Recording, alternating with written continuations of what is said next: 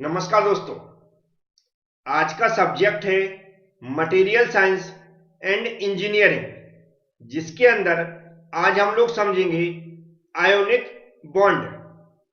जो भी टॉपिक मैं यहां पर समझा रहा हूं उसको यदि आप समझना चाहते हैं तो सिर्फ आपको जो मैं यहां पर समझाऊंगा उसको ध्यान से सुनना है और लास्ट में जो यहां पर थ्योरी लिखी हुई है उसको एक बार पढ़ लेना है। तो चलते हैं, स्टार्ट करते हैं आज का टॉपिक। हम जो टॉपिक आज का आयोनिक बॉन्ड समझाना स्टार्ट कर रहे हैं उससे पहले हमें मटेरियल की थोड़ी सी थ्योरी समझना होगी। तो हम लोग सभी जानते हैं कि जो हम मटेरियल साइंस पढ़ रहे हैं उसके अंदर जो हम स्टडी करते हैं उसमें हम किसकी करते हैं, सॉलिड मटेरियल की। तो सॉलिड मटेरियल के बारे में भी आपने बहुत कुछ पढ़ा होगा, जैसे कि सॉलिड मटेरियल होते हैं वह कैसे बनते हैं, एटम्स के आपस में जुड़ने से। या ऐसा बोल सकते हैं जो सॉलिड मटेरियल होता है उसमें एटम्स आपस में एक दूसरे से जुड़े रहते हैं। और जो एटम्स आपस में एक दूसरे से जुड़े रहते हैं वह किसके कारण जुड़े रहते हैं, फोर्स ऑफ अट्रैक्शन के कारण। क्या समझ में आया? जो सॉलिड मटेरियल होते हैं उसमें जो एटम्स रहते हैं वह आपस में बंधे हुए रहते हैं, किसके कारण, फोर्स ऑफ अट्रैक्शन के कारण। तो हम ऐसा बोल सकते हैं कि जो मटेरियल की फिजिकल और मैकेनिकल प्रॉपर्टीज हैं वह किस पर डिपेंड रहती हैं, फोर्स ऑफ अट्रैक्शन के ऊपर। क्या समझ में आया? जो मटेरियल की फिजिकल एंड मैकेनिकल प्रॉपर्टीज हैं वह किस पर डिपेंड रहती हैं, फोर्स ऑफ अट्रैक्शन पर। अब फिर से क्वेश्चन आता है, फोर्स ऑफ अट्रैक्शन कैसे डेवलप होता है? तो जो फोर्स ऑफ अट्रैक्शन डेवलप होता है, जो एटम्स के अंदर क्या होते हैं, इलेक्ट्रॉन्स रहते हैं। तो एटम्स के अंदर जो बाहरी कक्ष में क्या रहते हैं, इलेक्ट्रॉन्स रहते हैं। उन इलेक्ट्रॉन्स के आपसी संबंध के कारण जो अट्रैक्शन उत्पन्न होता है वह कौन सा होता है, फोर्स ऑफ अट्रैक्शन। क्या समझ में आया? फोर्स ऑफ अट्रैक्शन कैसे उत्पन्न होता है, एटम्स के बाहरी कक्ष में इलेक्ट्रॉन्स के कारण।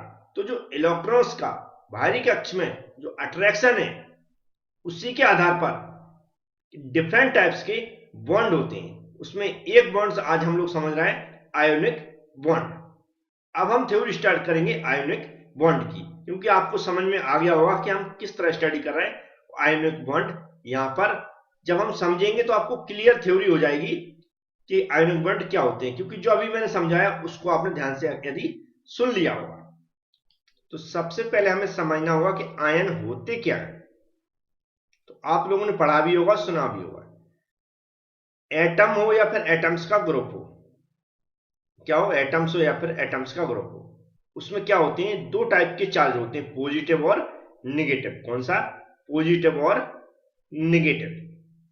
और इनके अंदर क्या होता है, लॉस और गेन, मतलब जो हमारे इलेक्ट्रॉन्स हैं उनको त्यागने और ग्रहण करने की क्या होती है, क्षमता होती है।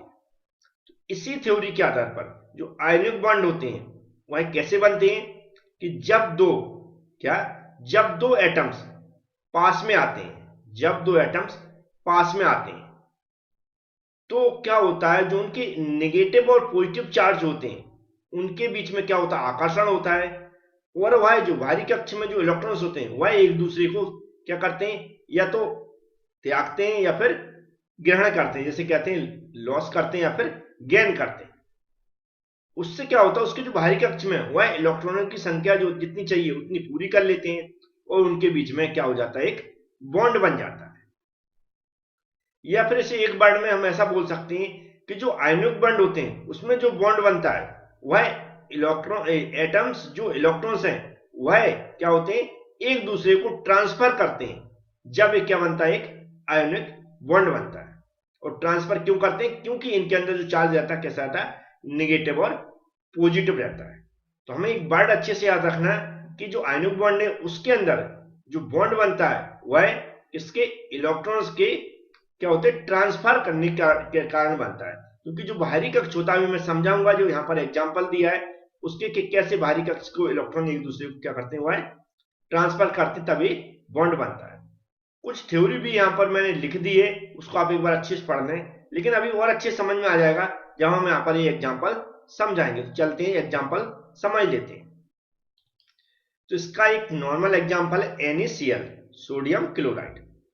सबसे पहले एक बार मैं रिपीट कर रहा हूं, इसकी थ्योरी मैंने क्या समझाई अभी, कि जो हमारे आयोनिक बॉन्ड होते हैं वह कैसे बनते हैं, कि जब दो एटम्स पास में आते हैं तो एटम्स के अंदर जो इलेक्ट्रॉन्स रहते हैं उसमें किस टाइप के चार्ज होते हैं, निगेटिव और पॉजिटिव रहते हैं। वह एक दूसरे के प्रति कैसे होते हैं, अट्रैक्टिव होते हैं, और वह क्या करते हैं, जो इलेक्ट्रॉन्स हैं वह एक दूसरे को क्या करते हैं, ट्रांसफर करते हैं, और ट्रांसफर करने के कारण क्या होता है, उनमें एक बॉन्ड क्रिएट हो जाता है, क्योंकि जो उनके इलेक्ट्रॉनों की संख्या है वह पूरी कर लेते हैं एक दूसरे को क्या करके, ट्रांसफर करके। तो कैसे बना, जब एटम्स कैसे आए, पास में आए, पास में आने के कारण क्या हुआ, वह एक दूसरे को अट्रैक्ट हुए। अट्रैक्ट क्यों हुए, क्योंकि जो एटम्स में जो इलेक्ट्रॉन्स हैं वह कैसे चार्ज लिए हुए, नेगेटिव और पॉजिटिव। और जब अट्रैक्ट हुए तो जो इलेक्ट्रॉनों की संख्या है वह आपस में उनने एक दूसरे को ट्रांसफर करके क्या कर ली, पूरी कर ली, और एक बॉन्ड क्रिएट होगा। तो जो NaCl है, NaCl का जो एग्जांपल है उसको मैं ध्यान से यहां पर समझा रहा हूं, उसको भी आप एक बार ध्यान से सुन लें। तो हमने एग्जांपल लिया NaCl का, तो जो Na सोडियम होता, यहां पर लिखा है Na सोडियम होता, सोडियम का जो एटॉमिक नंबर है वह आपको याद होगा, सोडियम का एटॉमिक नंबर होता है 11। कितना होता है, 11। और जिनका कन्फिगुरेशन होता है वह रहता है, अंदर की सेल में 2 रहते हैं, फिर बीच में 8 रहते हैं, फिर बाहरी में कितना रहता है, 1 रहता है। इस तरह हम क्लोरीन की बात करें तो क्लोरीन का एटॉमिक नंबर कितना होता है, 17, मतलब 17। इसके अंदर 2 रहते हैं जो कन्फिगुरेशन की बात करें, और बीच वाले में कितने 8 रहते हैं, और बाहरी वाले में 7 रहते हैं।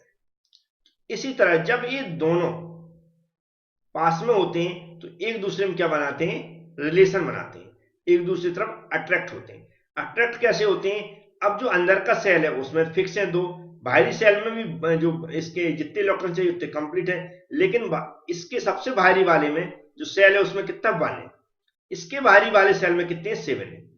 और बॉन्ड बनाने के लिए या कंप्लीट हमारे कक्ष में इलेक्ट्रॉन्स कितने होने चाहिए, 8 चाहिए। तो क्या होते, जो हमारा सोडियम है वह कैसा होता, पॉजिटिव होता, सोडियम कैसा होता, पॉजिटिव होता, क्लोरीन कैसा होता है, निगेटिव होता है। मतलब जो सोडियम है उसके पास इलेक्ट्रॉन कैसे हैं, पॉजिटिव है, और जो हमारा क्लोरीन है उसके पास इलेक्ट्रॉन कैसे हैं, निगेटिव चार्ज वाले, है ना, कैसे वाले, चार्ज वाले, पॉजिटिव चार्ज और निगेटिव चार्ज। सोडियम में कौन से चार्ज वाले होगा, पॉजिटिव, और क्लोरीन में हमारे निगेटिव चार्ज वाले।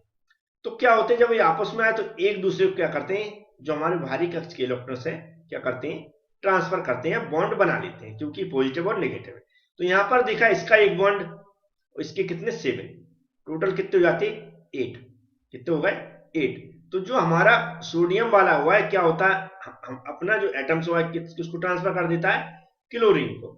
इस तरह हमारा जो NaCl बन जाता है। यहां पर आप देख रहे हैं इसने जो क्या किया, अपना इलेक्ट्रॉन्स इसको क्या कर दिया, ट्रांसफर कर दिया। तो इसके जो क्लोरीन है उसके बाहरी कक्ष में दिख रहे होंगे 3 3 6 2 8, पूरे 8 इलेक्ट्रॉन्स हो गए।